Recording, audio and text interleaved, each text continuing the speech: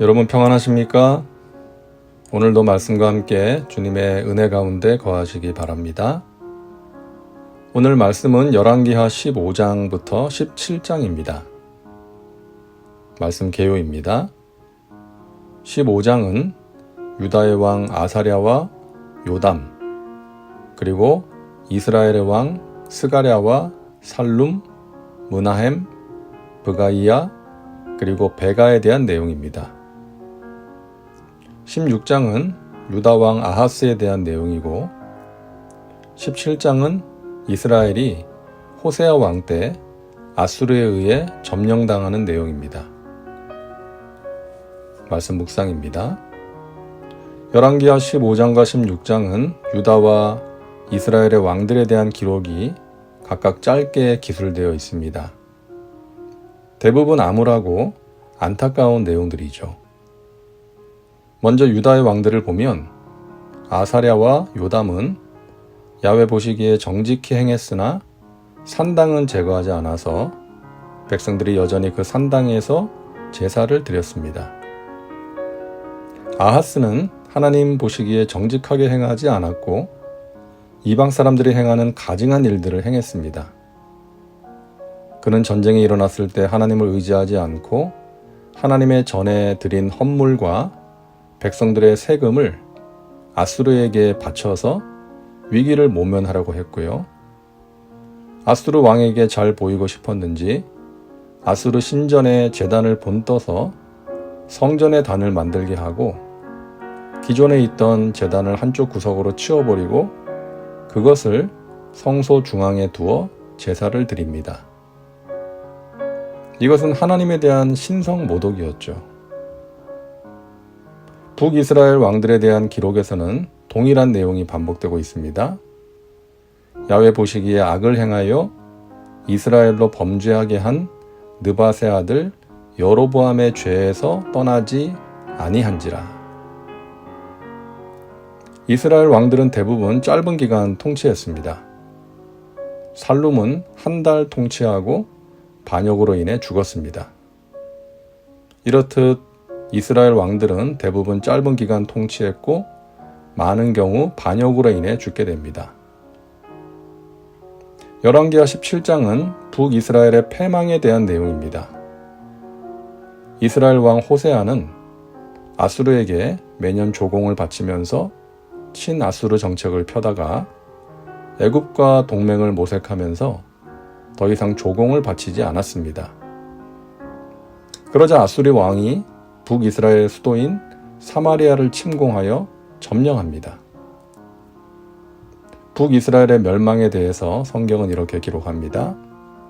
아수르 왕이 올라와 그 온 땅에 두루 다니고 사마리아로 올라와 그곳을 3년간 에워쌌더라.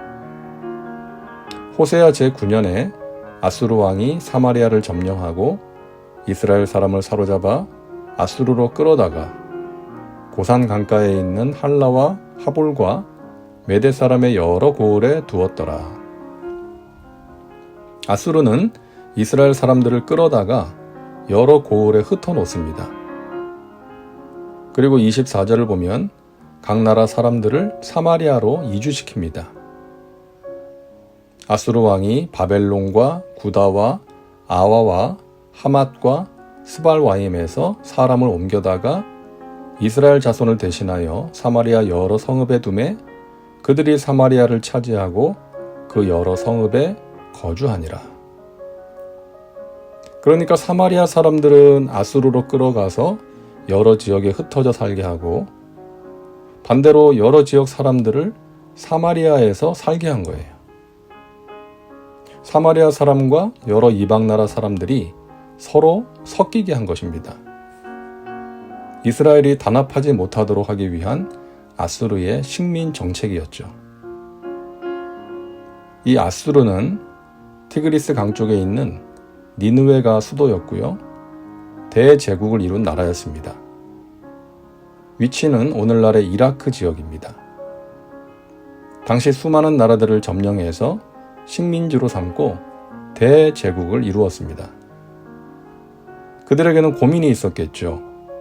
이 많은 나라를 어떻게 해야 잘 다스릴 수 있을까? 자신들이 다스리는 식민지에서 언어와 종교와 마음이 하나가 되어서 반란을 일으킬 것을 염려했던 것이죠. 그래서 취한 정책이 쌍방향 이주 정책이었습니다. 흩어놓고 섞이게 만든 것이죠. 이 정책으로 인해 여러 나라 사람들이 사마리아에 와서 살게 되었고, 그 결과 사마리아 지역의 사람들은 혼혈이 된 것입니다. 그래서 나중에 유대인들이 사마리아 사람들을 경멸하게 되었던 것이죠.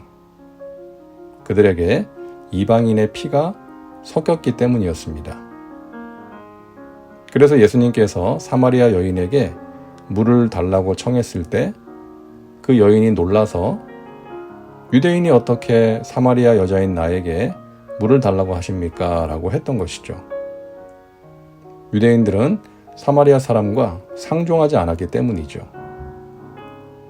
이런 사마리아의 비극은 북이스라엘의 멸망으로 비롯된 것이었습니다. 성경은 북이스라엘 멸망의 원인을 분명하게 밝힙니다. 17장 7절부터 18절까지가 그 내용인데요. 한마디로 하면 하나님의 말씀을 버리고 하나님께서 금하신 일, 우상을 숭배했기 때문입니다. 하나님께서 선지자를 통해 말씀하셨음에도 듣지 않고 악을 행했던 것이죠. 그 결과 하나님을 진노케 했고 이스라엘은 아수르에게 패망하고 말았습니다. 사랑하는 자녀가 아무리 말을 해도 악한 길에서 돌이키지 않으면 부모는 때려서라도 돌이키게 하는 것이죠. 하나님께서는 아수르를 사용하셔서 이스라엘을 때리신 것입니다. 우리는 우리 자신과 이 시대에 일어나는 일들을 통해서 하나님의 메시지를 분별해야 합니다. 여러 가지 사건들을 통해서 나에게 주시는 하나님의 메시지를 들을 수 있어야 하고 하나님의 마음을 헤아릴 수 있어야 합니다. 그런 영적 분별력이 필요합니다. 이스라엘은 그것이 없어서 망했습니다.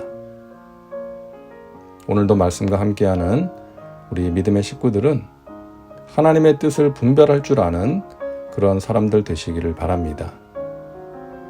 좋은 일을 만날 때 교만하지 말고 또 안 좋은 일을 만날 때 절망하지 말고 그 가운데서 하나님이 주시는 메시지를 들을 수 있어야 합니다.